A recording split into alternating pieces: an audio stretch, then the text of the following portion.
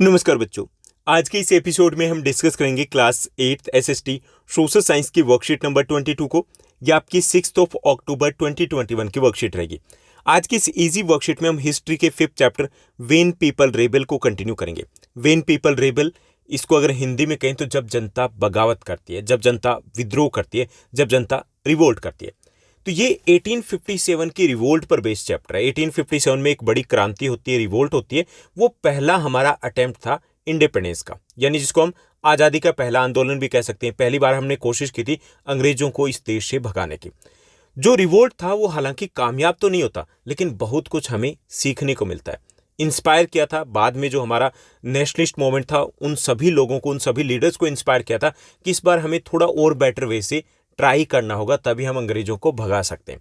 तो 1857 रिवोल्ट क्यों होता है, उसके कोजेज क्या थे, उस रिवोल्ट में क्या होता है, रिवोल्ट के बाद क्या होता है, ये सब कुछ हम इस चैप्टर में डिस्कस करने वाले हैं। लास्ट जो हमारी वर्कशीट थी उसमें हमने डिस्कस किया था कि कोजेज क्या थे। कुछ कोजेज की बात की थी कि उस वक्त जो राजा थे, नवाब थे, वो डिससेटिस्फाइड थे, डिस्प्लेस थे ब्रिटिश गवर्नमेंट से, क्योंकि उनकी पावर उनसे छीन ली गई थी। उनको अभी कोई पूछता भी नहीं था। उनकी ना इज्जत रही थी, ना उनके पास पावर रही थी, और अब कुछ कर भी नहीं सकते थे। ठीक। दूसरा ये था, जो पीजेंट्स थे, फार्मर्स थे, उनके कंडीशन, हालात जो थे वो भी ज़्यादा अच्छे नहीं थे। उनकी कंडीशन भी पैथेटिक थी, और वो भी डिस्प्लीज थे ब्रिटिश ईस्ट इंडिया कंपनी से, क्योंकि उनसे हाई रेवेन्यू चार्ज किया जाता था। जो सिपॉइज की बात करें, तो सोल्जर्स की बात करें, तो वो भी खुश नहीं थे, क्योंकि उनके साथ डिस्क्रिमिनेशन किया जाता था। उसके बाद कुछ सोशल रिफॉर्म्स किए गए थे, समाज सुधार किए गए थे, जैसे जो सती सिस्टम था उसको अबॉलिश कर दिया गया था।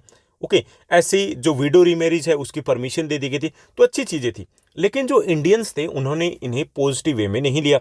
उन्हें लगता था कि जो ब्रिटिश है वो उनकी कल्चर को डिस्ट्रॉय करना चाहते हैं।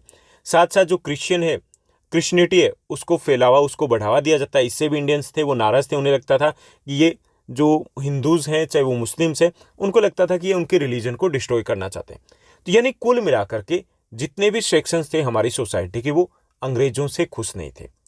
वो चाहते थे कि अंग्रेज यहाँ से 9-2-11 हो जाए, अपना बोरिया बिस्तर लेकर के चले जाएं। तो यहाँ पर गुस्सा तो पहले से था, यानी कि बारूद का ढेर तो पहले से था। अब जरूरत थी एक चिंगारी की। तो वो चिंगारी होती है जब 1857 में न्यू राइफल्स का यूज़ किया जाता है। अब ये न्यू राइफल्स का सीन क्या था, कैसे 1857 में ये क्रांति भड़क उठती है, इस दौरान क्या होता है, ये सब कुछ हम इस वर्कशीट में समझेंगे। Let's begin. चलिए शुरुआत करते हैं हम आज की इस वर्कशीट की।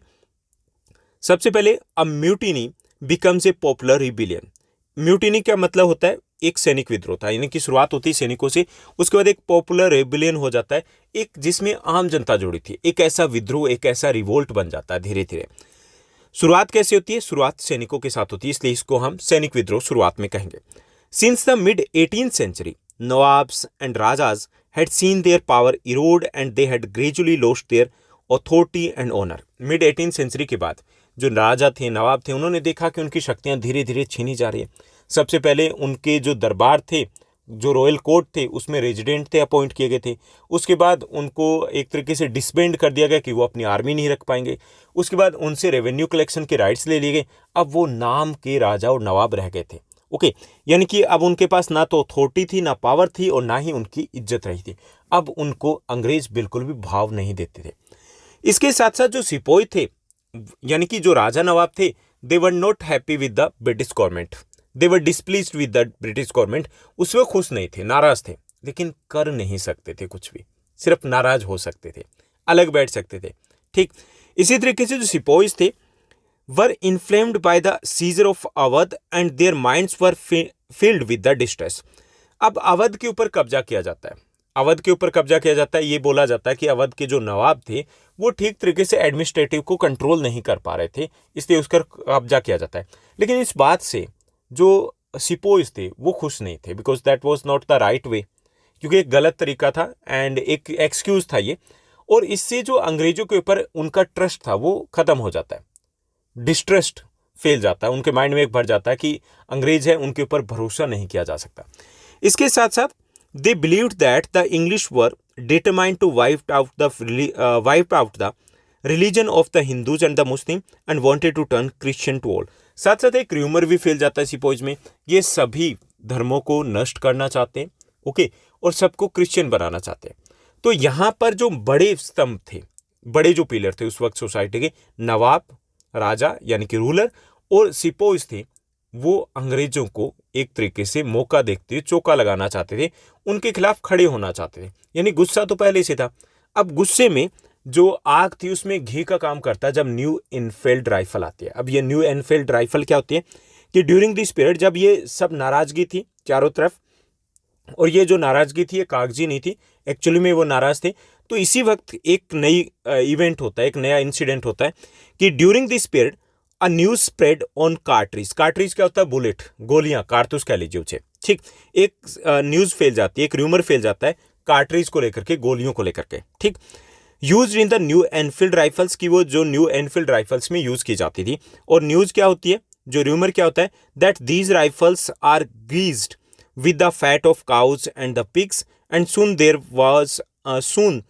was an atmosphere of the excitement in every regiment। कि अब ये अफवाह फैल जाती है कि जो न्यू जो कार्ट्रिज है, न्यू जो बुलेट्स हैं, उनको यूज करने से पहले मुंह से छीलना होगा, और उन कार्ट्रिज के ऊपर सुअर और गाय की चर्बी लगी हुई है। अब जो गाय है उसको हिंदू है वो सेक्रेड मानते हैं, और जो सुअर है उसको अपवित्र माना जाता है मुस्लिम में, ठीक। तो यहाँ पर दोनों को ही ये अफवाह फैल जाती है, दोनों ही समुदायों में, कि वो उनके धर्म को नष्ट करना चाहते हैं, उनके धर्म को भ्रष्ट करना चाहते हैं, ओके, और उनको क्रिश्चियन बनाना चाहते हैं। अब इस बात से जो सैनिक होते हैं, सिपाही होते हैं, उनमें गुस्सा फैल जाता है, और ये जो बात होती है ये एक के बाद दूसरी हर एक रेजिमेंट में फैल जाती है। The revolt was started by the young soldier Mangal Pandey. अब जो इस रिवोल्ट की शुरुआत होती है मंगल पांडे के साथ। मंगल पांडे है on March 29, 1857 he was hanged on the charge of attacking their officers in the Barrackpore West Bengal. यानी वेस्ट बंगाल बैरकपुर से शुरुआत होती है, वहां पर मंगल पांडे एक सिपाही होते हैं, वो अपने सीनियर ऑफिशियल्स के ऊपर अटैक कर देते हैं। किस बात को लेकर के? इसी मुद्दे को लेकर के अटैक करते हैं, क्योंकि उन्हें भी लग रहा था कि जो ब्रिटिश ईस्ट इंडिया कंपनी है वो उनके रिलीजन की रिस्पेक्ट नहीं करते। उनको फाइनली पकड़ा जाता है और फांसी पे लटका दिया जाता है, यानी वो इस क्रांति की, इस रिवोल्ट के पहले शहीद होते हैं, ठीक। तो वहां से इसकी शुरुआत हो जाती है इस रिवोल्ट की। उसके बाद आगे जो ऑफिशियल इसकी शुरुआत होती है वो होती है कि after some days on 9th of May 1857 85 sepoys were dismissed from the service and sentenced to 10 years in jail for disobeying their officer. उसके बाद हालांकि ये जो मामला था मार्च वाला, कुछ हद तक एक बार रफा दफा हो जाता है, ठीक। कुछ दिनों तक शांति रहती है। शांति का मतलब ये नहीं कि बिल्कुल शांति रहती है, कि जो लोग थे, सिपोइज थे, वो तैयारी में लगे हुए थे कि रिवोल्ट तो करना है, हमें अंग्रेजों को सबक तो सिखाना है। अब इसी टाइम में एक और इंसिडेंट हो जाता है कि 9th of May को 1857 में 85 जो सिपोई थे, 85 जो सिपोई या सैनिक कह लीजिए, वो जो थे उनको डिसमिस कर दिया जाता है, यानी कि नौकरी से हटा दिया जाता है, और उनको 10 years की जेल की सजा दे दी जाती है। क्यों? क्योंकि उन्होंने सीनियर ऑफिशियल्स के ऑर्डर्स को नहीं माना था, ये उनको कहा जाता है, ठीक। अब जब ये इंसिडेंट होता है तो उसी के next day, on the very next day, on 10th of May, sepoy attack the prison in Meerut and freed the imprison sepoys. अब जो मेरठ में जो बाकी सैनिक थे, सिपोइज थे, उन्होंने 10th May को उसी जेल के ऊपर, जो प्रिजन थी उसके ऊपर अटैक करते हैं और इन सभी सिपोइज को फ्री कर लेते हैं, यानी कि आज़ाद करवा देते हैं, छुड़वा लेते हैं। They attacked on the Britishers captured guns and, जो भी उनके गन्स थे या फिर जो भी उनके गोला बारूद थे, एम्युनिशंस थे, उनके ऊपर वो अटैक करते हैं and set British building on fire. और जहाँ पर भी ब्रिटिश बिल्डिंग होती है, ऑफिस होते हैं, उनको आग लगा देते हैं। यानी 10th of May को ऑफिशियली शुरुआत हो जाती है 1857 की रिवोल्ट की, ठीक। हालांकि शुरुआत कहाँ से होती है? जो मेन मुद्दा इमीडिएट कोज क्या था, वो था एनफील्ड राइफल और जो कार्ट्रिज थी उनको लेकर के जो रूमर्स था, उसके कारण ये शुरुआत होती है। उसके बाद आगे क्या होता है कि the next day on 10th May the sepoy of Meerut rode all night to reach Delhi. उसके बाद जो मेरठ के सिपाही होते हैं वो पूरी रात भर सफ़र करते, ज़्यादा डिस्टेंस तो है नहीं मेरठ से दिल्ली का, और सुबह अर्ली मॉर्निंग है, वो अर्ली आवर्स नेक्स्ट मॉर्निंग में वो दिल्ली पहुंच जाते हैं। As news of their arrival spread the regiment stationed in Delhi also rose up in rebel. और जैसे उनके अराइवल की न्यूज़ फैलती है, वैसे ही जो दिल्ली में सिपोइज होते हैं वो भी रिवोल्ट कर देते हैं। And they proclaimed Bahadur Shah Zafar as their leader. और यहाँ पर आने के बाद वो बहादुर शाह जफर को, जो मुगल एम्परर थे, उनको अपना लीडर डिक्लेयर कर देते हैं। The emperor had to accept this demand. उनको इस डिमांड को एक्सेप्ट करना था, क्योंकि यहाँ पर एक तरीके से प्रेशराइज कर लिया था जो भी सिपोइस थे, उन प्रेशर में आकर के उनको हाँ करनी पड़ी। दूसरा, बहादुर शाह जफर थे, he also wanted to get regain his power, वो भी चाहते थे कि उनकी पावर उनको पास दोबारा मिल जाए, तो इसलिए कुछ लालच भी था उनको। ठीक, तो वो एक्सेप्ट कर लेते कि चलिए ठीक है मैं लीड करूंगा। हालांकि वो काफ़ी ज़्यादा एज्ड थे, लीड करने की पोजीशन में नहीं थे, लेकिन उनका नाम ही काफ़ी था। He wrote letters to all the chiefs and the rulers of the country to come forward and organize a confederacy of Indian states to fight the British। वो एक लेटर राइट करते हैं सभी इंडियन प्रिंसली स्टेट्स को, या जो नवाब थे, राजाज थे, उनको राइट करते हैं कि मिल करके हम अंग्रेजों का सामना करेंगे, और अगर ऐसा किया तो अंग्रेजों को यहाँ से जाना पड़ेगा। हालांकि ऐसा होता नहीं है मिल करके, क्योंकि अभी भी काफ़ी सारे इंडियंस थे जो इस बात को नहीं समझे थे कि अगर अभी भी वो एक हो जाते तो शायद रिजल्ट कुछ और हो सकता था, शायद हमें इतना ज़्यादा वेट नहीं करना पड़ता इंडिपेंडेंस का, आज़ादी का। लेकिन उस वक्त वो प्रयास, कोशिश जरूर करते हैं बहादुर शाह जफर की, सबको एक लेटर लिखा जाता है। This single step taken by the Bahadur Shah had great implications, कि अब जो बहादुर शाह जफर ने ये जो लेटर लिखे थे या फिर एक्सेप्ट किया था जो ऑफर था सिपोइस की तरफ से, तो इसके कई सारे पॉजिटिव इम्प्लीकेशंस थे रिबिलियंस के लिए, ठीक, रेबल्स के लिए काफ़ी पॉजिटिव रहा था। By this blessing smaller rulers and the chieftains felt that if the Mughal emperor could rule again they too would be able to rule their own territories and once more. यानी कि उसके बाद जो लोकल रूलर्स होते हैं, small rulers होते हैं, जो चीफेंट्स होते हैं, जो जमींदार होते हैं, वो भी इस रिवोल्ट में कूद पड़ते हैं, शामिल हो जाते हैं, क्योंकि उन्हें लगता है कि अगर मुगल एम्परर के पास दोबारा पावर आ गई तो उनको भी दोबारा मौका मिलेगा वहाँ पर रूल करने का। ठीक, इसके साथ साथ जो आम जनता होती है, जो पब्लिक होती है, वो भी इस रिवोल्ट से जुड़ जाती है, क्योंकि एक तरीके से बहुत ज़्यादा रिस्पेक्ट थी बहादुर शाह जफर की आम लोगों में। तो जब उन्होंने देखा कि बहादुर शाह जफर है, उन्होंने लोगों को ये एक तरीके से ऑर्डर दिया है या फिर एक तरीके से रिक्वेस्ट की है, तो उसके बाद वो जो जनता होती है, आम जनता होती है, वो भी इस रिवोल्ट से जुड़ जाती है। तो यानी कि बहादुर शाह जफर का इस रिवोल्ट को सपोर्ट करना एक टर्निंग पॉइंट होता है इस रिवोल्ट में, क्योंकि अदरवाइज शायद इतना ज़्यादा पूरे एरिया में या पूरी कंट्री में नहीं फैल पाता जितना कि उनकी सपोर्ट करने के बाद फैल पाया था। तो ये था हमारा आज का कंटेंट। उसके बाद पहला पार्ट ये इस कंटेंट का। उसके बाद हम देखेंगे कि उसके बाद क्या होता है, कि रिबेलियन वहाँ से दिल्ली तक तो पहुँच गया था, दिल्ली के बाद यानी कि पहुँचने के बाद या बहादुर शाह जफर को जब उन्होंने डिक्लेयर कर दिया अपना लीडर, तो उसके बाद आगे क्या होता है कि द रिबेलियन स्प्रेड्स, कि रिबेलियन कैसे फैलता है। The British had not expected this to happen, जो ब्रिटिश थे उनको इसकी उम्मीद नहीं थी, उनको उम्मीद बिल्कुल भी नहीं थी कि ये जो बात है इतनी आगे बढ़ जाएगी, उनको बिल्कुल भी उम्मीद नहीं थी कि जो सिपोइज है वो दिल्ली पहुंच जाएंगे, उनको ये भी एक्सपेक्टेड नहीं था कि बहादुर शाह जफर है वो रेडी हो जाएंगे, उनको ये भी एक्सपेक्टेड नहीं था कि बहादुर शाह जफर है वो एक्टिव भी हो जाएंगे। ओके, यानी उनके लिए सब कुछ अनएक्सपेक्टेड था। They thought the disturbances caused by the issue of the cartridge would be die down, उनको लगता था कि ये जो मुद्दा है कुछ दिनों के बाद, कुछ महीने के बाद अपने आप खत्म हो जाएगा। But Bahadur Shah Zafar's decision to balance और to support the rebellion change the entire situation dramatically, यानी कि जो इंटायर सिचुएशन होती है वो चेंज हो जाती है जब बहादुर शाह जफर डिसाइड करते हैं कि हम इनको सपोर्ट करेंगे। After one week of the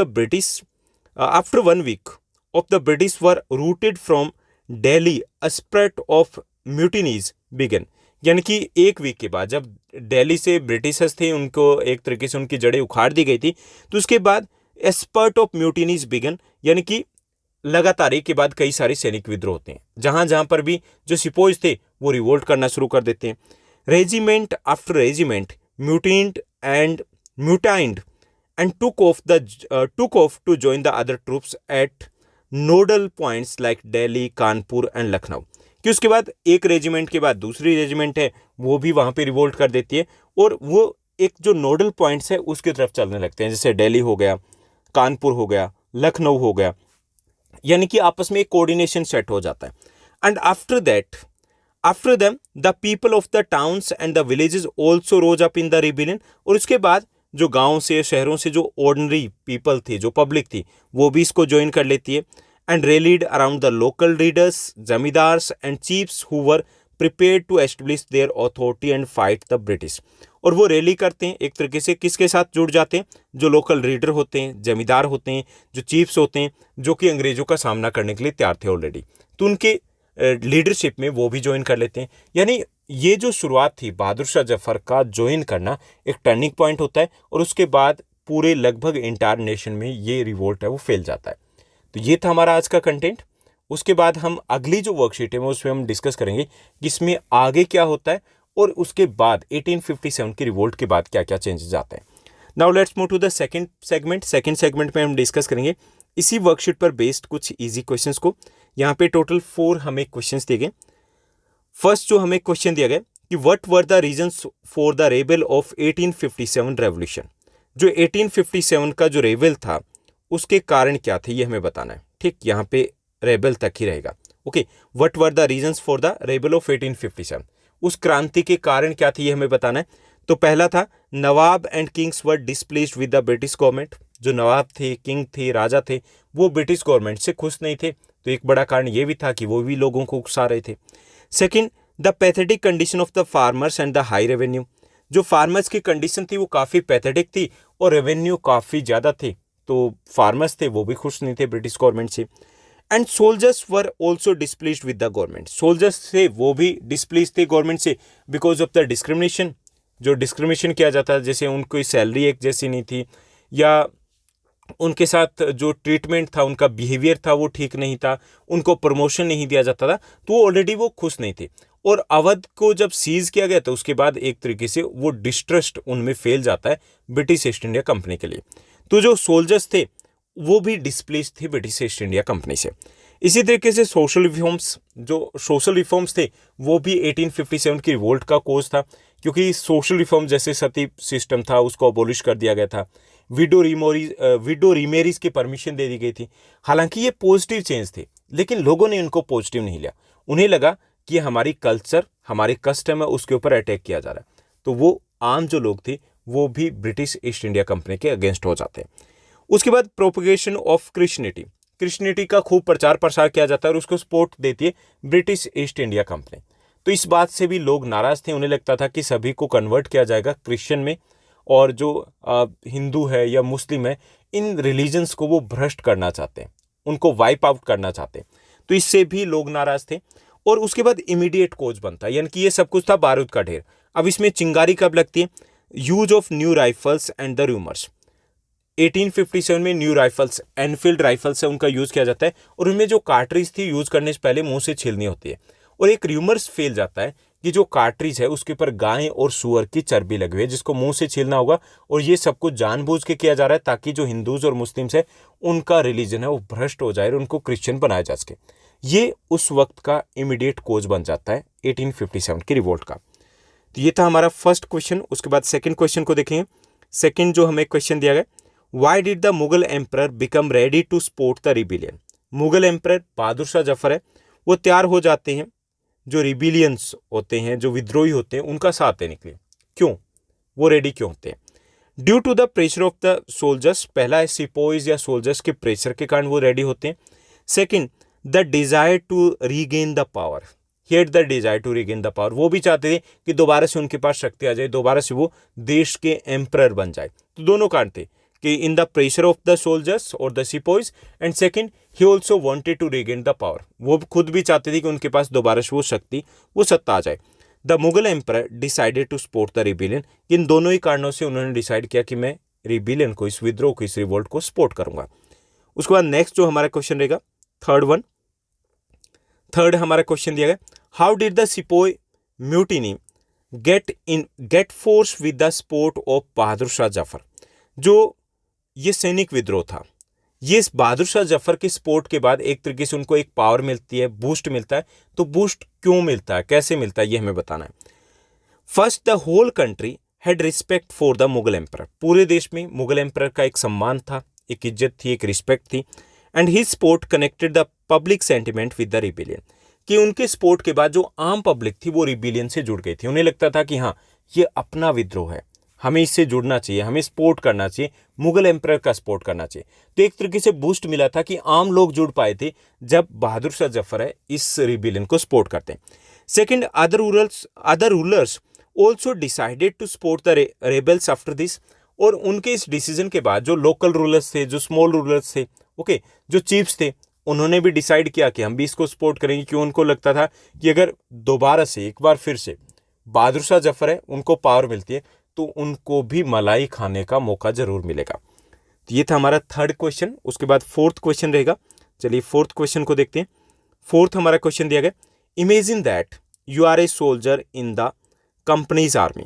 आपको कल्पना करनी है, सोचना है कि आप जो कंपनी की आर्मी है उसमें आप सिपाही हो, सोल्जर हो, सैनिक हो, ठीक। Right your thoughts about the revolt. हमें रिवोल्ट के बारे में अपनी थॉट्स लिखनी है। कब?